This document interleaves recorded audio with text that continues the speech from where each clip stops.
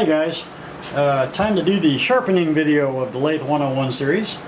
This is my 8-inch slow-speed grinder. It spins at 1725 RPM, and I have the PSI sharpening system that I opted to buy it simply because it's less expensive than the Wolverine, and I've used the Wolverine before, and now that I have this system, really there's not a whole lot of difference. This has a few things that are a little more difficult. The Wolverine has some indicators on the gouge jig that helps you get set more quickly, but really it's not that big of a deal to me, so I've been doing okay with it. But we're just going to jump right into it. First off, we're going to start with a scraper. So my scraper I set at 80 degrees. Something I do to all the tools that I use a lot, that I end up sharpening a lot, is I actually write the bevel angle on the end of the handle, so I can always look at that and reference it. So with this tool, I'm going to use okay, so I should explain that. This is a 180 grit wheel, and this is a 120 grit wheel. I haven't spent the money on CBN wheels yet. If you have the money to do that, just buy those right off the bat because they're just way better. But we're going to use this 120 grit wheel to do the scraper, and we do that by setting the angle of the gouge, or of the scraper, by looking in this way. And if you have a little flashlight, this makes things a little easier because you can see the gap a little better. Let me step over here, and I'm going to hold that tool up there. Please don't mind the dogs running in and out the dog door there. And then I'm going to look down through there and see where it's at. It's not quite right, so this one's a little trickier than the other, to be honest. The set, I mean, because it's on the far side of the grinder from where I can stand and look in here. There we go. That's where I want to be. And I just moved. Let me set my distance here. Alright, came out a little bit. Yeah.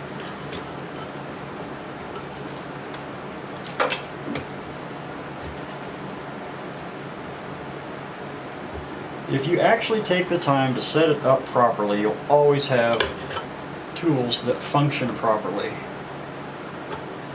Still too much.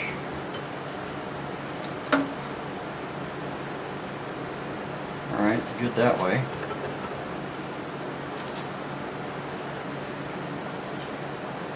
And we're good that way. Okay, so now I've got the bevel of 80 degrees that I want set on here. My wheel is free, not touching this. We don't want that to happen.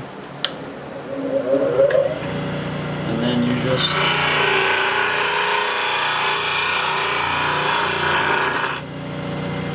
and that is it. I mean, for me, on my tools, because I do sharpen them regularly, it usually only takes just what I did there. I am going to show you this little trick. If you take and mark your edge with a marker, especially like the cutting edge, and then run it across there, you'll know that if the marker is gone, you are completely and truly sharp. So you got a little bit I didn't get right back there.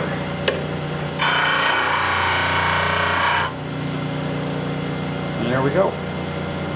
A nice sharp scraper. Now for a scraper, you actually want the burr that develops on here. Because it actually helps with the cutting when you go up to the lathe. So let's try the next one. So this one requires a different table. You can do it with this table by setting it at a much steeper angle, like so. But that's what this arm here is for. And I'm going to have to wait for the grinder to stop here.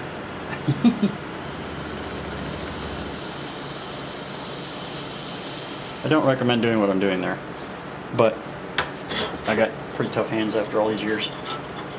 So this one, same thing. You want to set your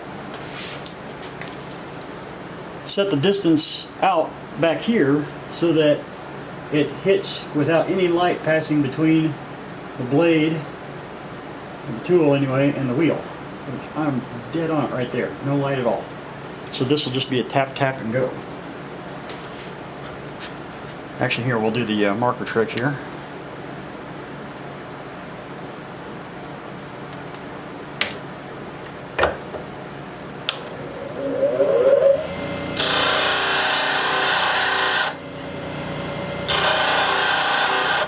So you can see on my first sight there, if that'll focus in. You know what? Try that. Okay. So you can see that it's just a little bit of black left on that edge. It means I didn't get all the way across. Same thing on that one. That's just how I'm holding it in the rest. So when you do that, you need to look, see where it is you're going, and then you can concentrate on that side. And there it's gone. And there it's gone. And we have a nice clean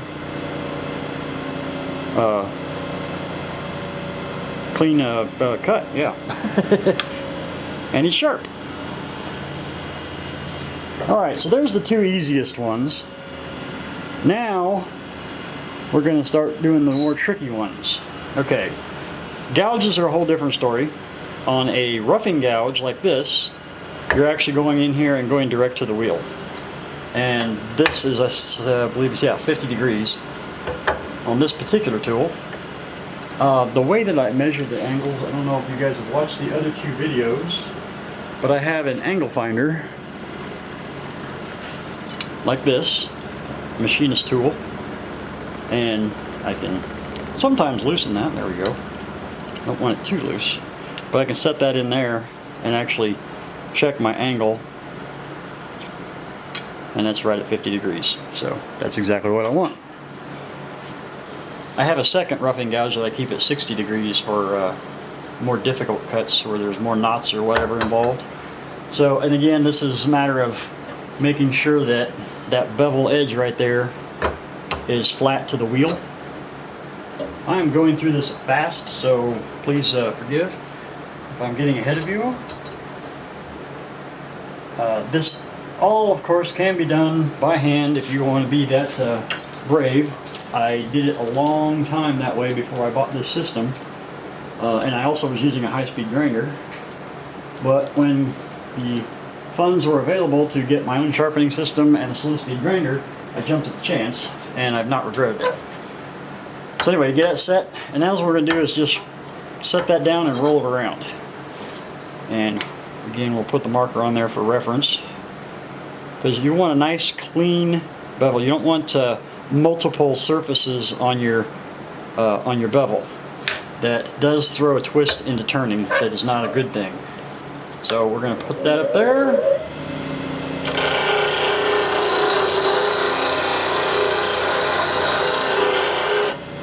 And there we go.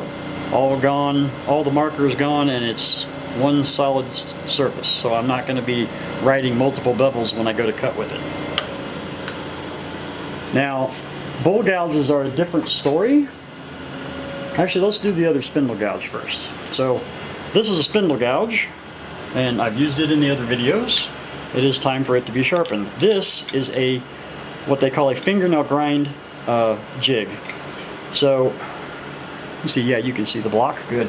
So this little block right here is set 2 inches from the edge of the table. And I stick my gouge in there and tighten the clamp down on it, hoping to get it flat.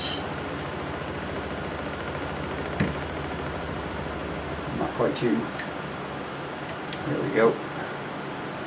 Alright, so now the gouge in this will set into this pocket, and I move it up to the wheel. This is a little trickier to set up than the last two. See, which one do I want? I'm going closer than that. Yeah, we're somewhere in there.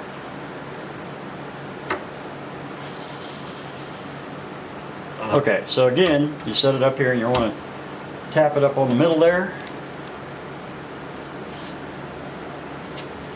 I'm a little bit off, so I want to back this up a little.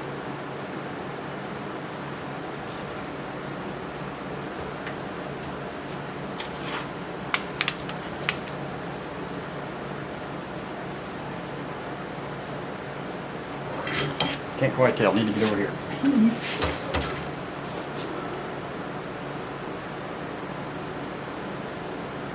That's pretty close. I actually may have brought it out too far.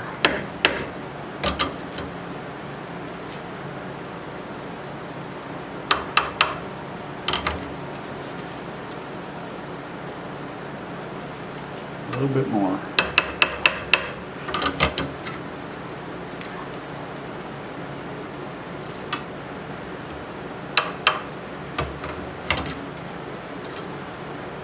Okay, so that's nice and tight there, but we've also got to set the side. So we're not just cutting here, we're going to be cutting over here too, but we want that roll to be an equal, to be the correct bevel all the way around. So when we set to the side, here we go. You know what, I did that backwards. You set your distance by the side and you set this here with this thing. So let's set our front here.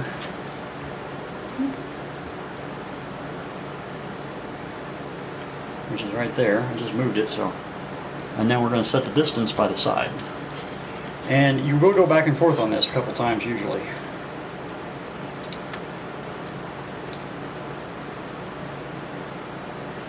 Okay. Gonna make sure of that. Yeah. And now the heel is out a little bit. So we're going to turn off the light. Loosen that.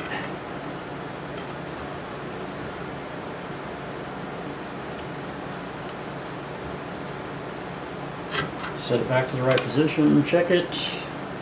Oop, that was way off. Okay, and then we're going to lean it back over. Check the side, and that moved the side, so now we're going to do this again. You're not moving it very far when you're getting close, but it will move a little bit.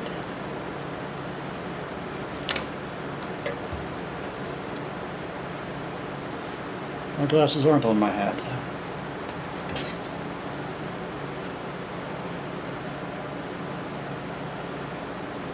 Okay, found my glasses. That'll help.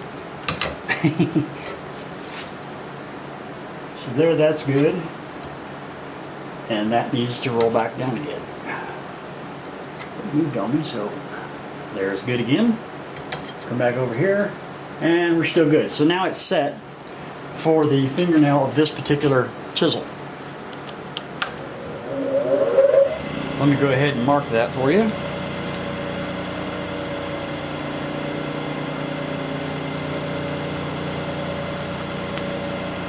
Alright, so we got the marker on there. We got to put it up on the tool itself.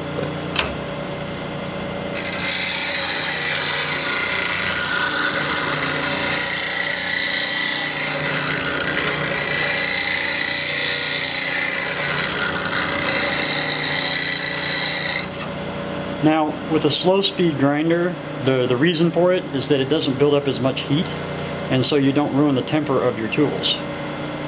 So that's why I can just like touch that and hold my hand there. It's not all that hot. And that is the whole reason for a slow speed grinder. But anyway, you get it. There's nice, consistent bevel all the way around, which is what we're looking for.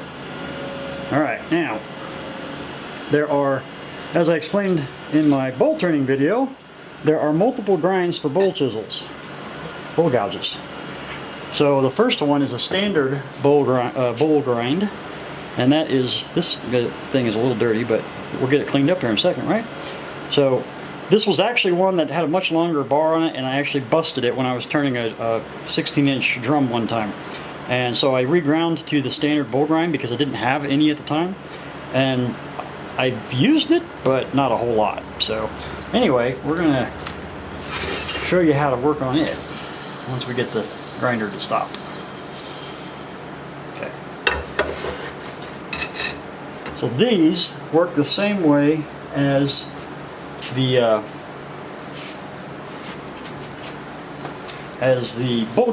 spindle roughing gouge.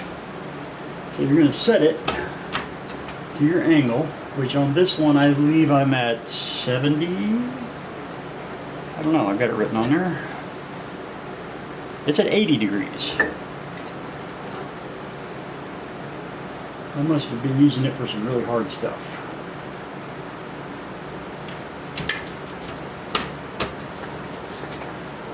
There we go. That's looking pretty good. All right, and then for the standard bowl grind, all you're doing again is rolling the tool in the cradle. I think that's dirty enough. I don't need to bother with putting a marker on it.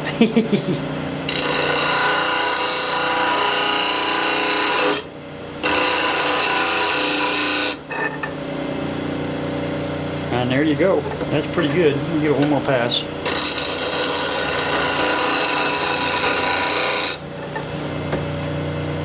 There we go. Nice consistent grind all the way around. Just I hope you can see that. The camera is not autofocusing very well, is it? Wonder why not.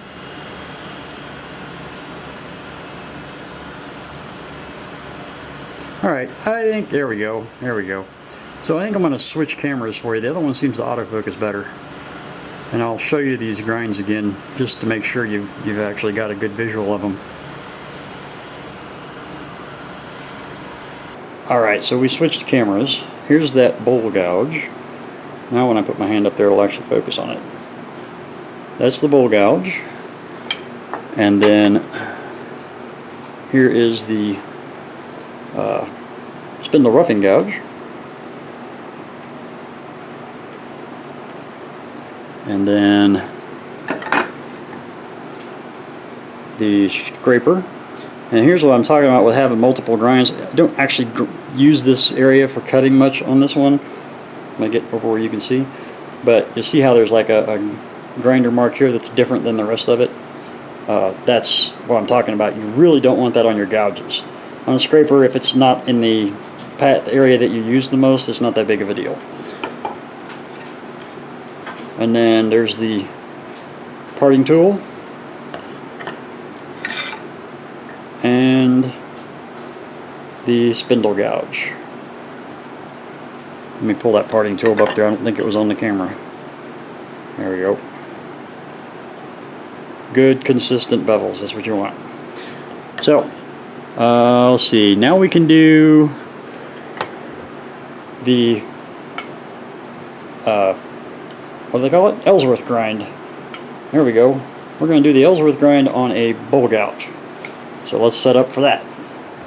Alright, so again, this one gets the gouge jig, so to speak.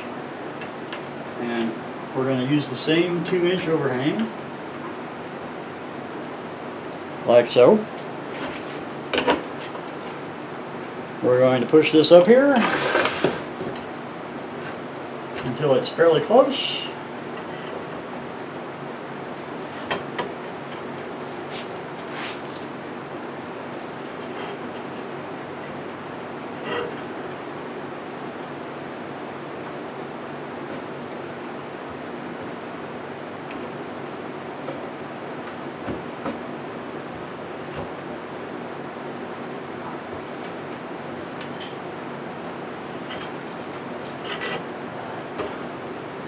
Alright, actually that one was easy to set, but I've kind of sharpened these more often than the others, so it may have already been real close. But anyway, pardon me. So then the same thing goes as the way we did the spindle gouge, except that you're going to get over, way over on the side a little more. So let's mark this one.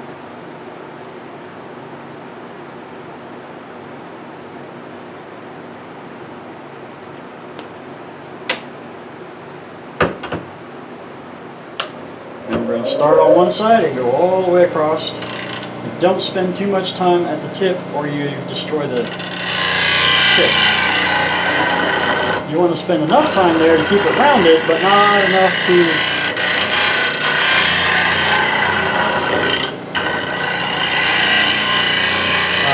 to grind it away.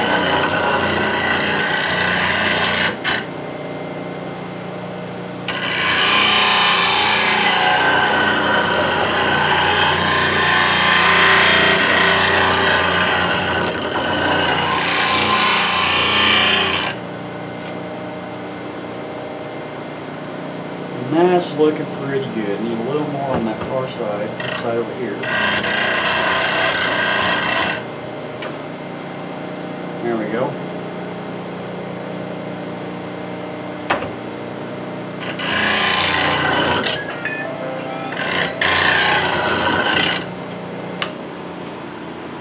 And there we have the Ellsworth grind on a bowl gouge.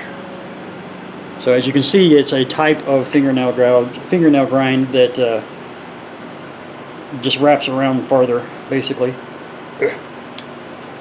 And one of the things that aggravate me about the PSI thing is that they use a regular threaded rod here. So to tighten it, you're loosening it, and to loosen it, you're tightening it. So it's backwards than what you're used to. Okay, so that's all of those. Now the last one I'm going to sharpen on here on the video for you is the Skew. So the Skew is a little bit tricky. You can do these by hand using this and setting it at the right angle to get your grind here.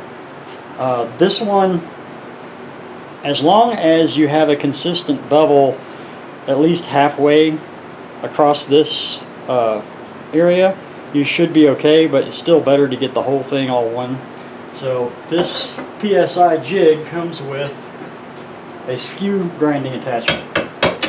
So that sits in there, you tighten a little bolt down. Oddly enough, when I got this, it did not come with a knob here for the bolt. It was missing from the kit, and it took me a long time to find a bolt that would fit it because it turned out to be metric. But I did eventually find one.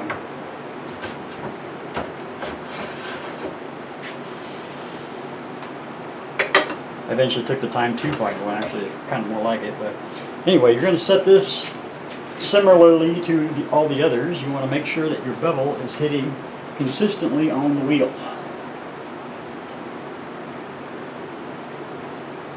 It's pretty close.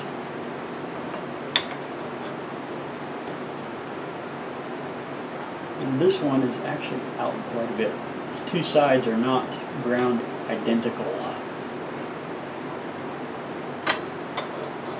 because I've been sharpening it by hand for way too long. So today I'm actually going to clean this one up while we do this.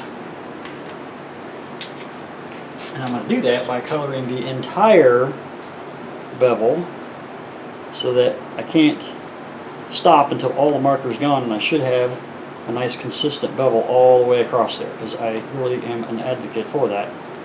You might have noticed. Okay. Let's give it a shot.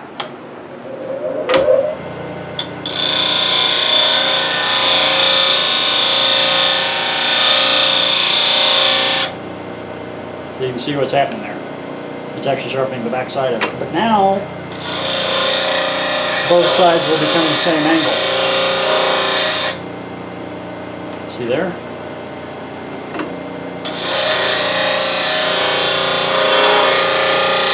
Now, even with a low-speed grinder, it is a good idea, if you're going to be sharpening something like this for a long time where you're going to take a lot of material off, to have a cup of water handy. I do not, at this moment, have a cup of water handy. Nope. So, I am going to just keep going and try to let it cool a little bit between grinds.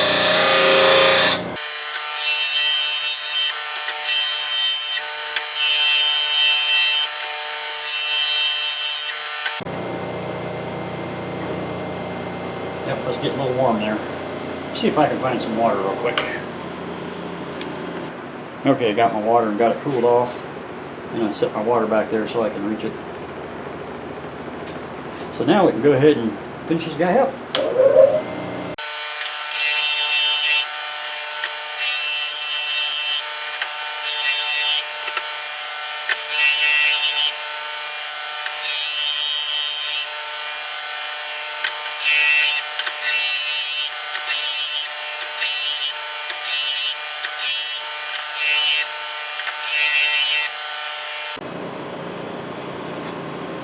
Alright, so there we have, on that side, one solid perfect bevel. On this side I got a little bit down here at the corner that didn't quite reach, but it's far enough away from the edge I'm not too afraid of that. Besides, normally I cut this away, so that means that this bevel will be down anyway. so it's nice and smooth. I'm not going to be contacting multiple levels. And that one is so far gone that even if as long as I can hit the part in front of it, we'll be fine.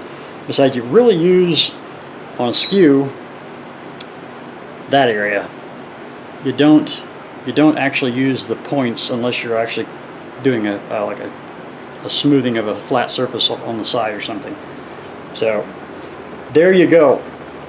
That is the basics of sharpening with the PSI system. Now, like I said, you can do all this without one of these systems, whether it be the Wolverine or the PSI system or some of the other ones that are out there. There's also the Tormax system. There's a whole bunch of different ones, and they all have their bonuses and they all have their downfalls, but this one has been real good to me, and with the low-speed grinder works quite well. Now, my sharpening technique doesn't stop there, so I'm going to show you the next phase of it. Okay, so this is just a regular old high-speed grinder. It's still an 8-inch, although my buffing wheel here is a 6-inch buffing wheel. And then we have buffing compound.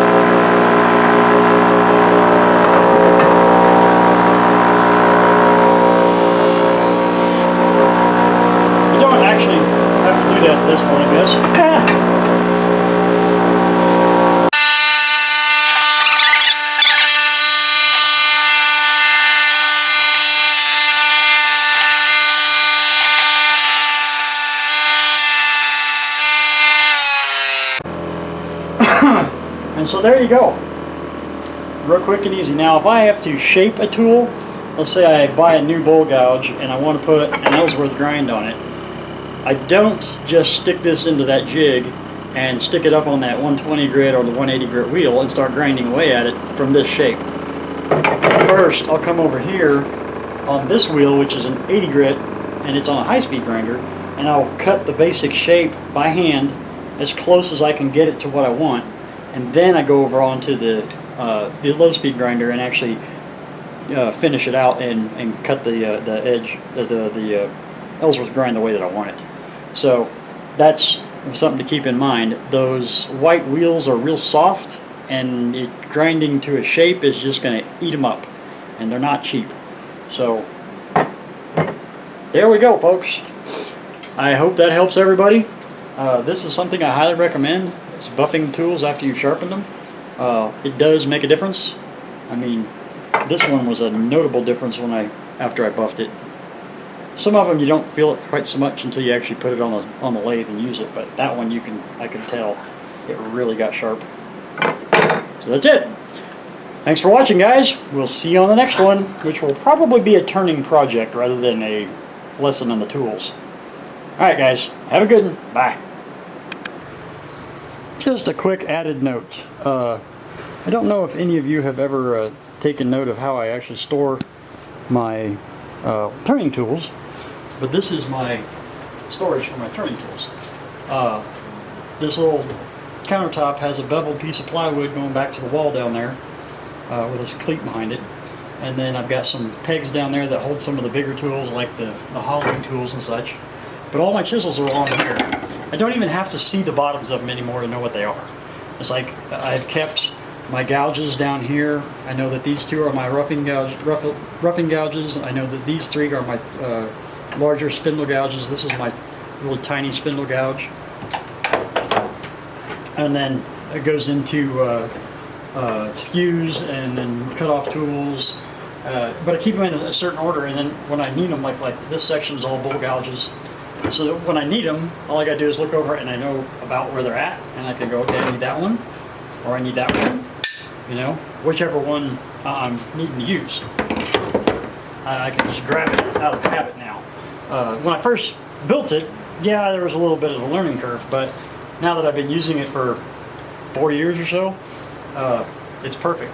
It's a great system. And I just took PVC pipes and drilled large holes in one side and small holes on the other and just screwed them on there. And I screwed them on there at certain heights so that the tool handles all were right here at the level of the edge of the desktop. And it's been great. They're out of the way. They're not hanging up on a wall where I've got to reach up and do it, or they're not sitting point up where it's dangerous that I go to grab one and I hit a point and cut myself. I mean, this was a great system for me. I forget where I actually came across this. It's not something I invented by any means, but I definitely brag on it because it's been fantastic for me. So if you've got the PVC pipe to do it, I mean, all you got to do is find this PVC pipe that's real close to the size of the collars on these, and when they sit in there, they're just bam, done. All right. Anyway, wanted to show you that. See you next time. Bye.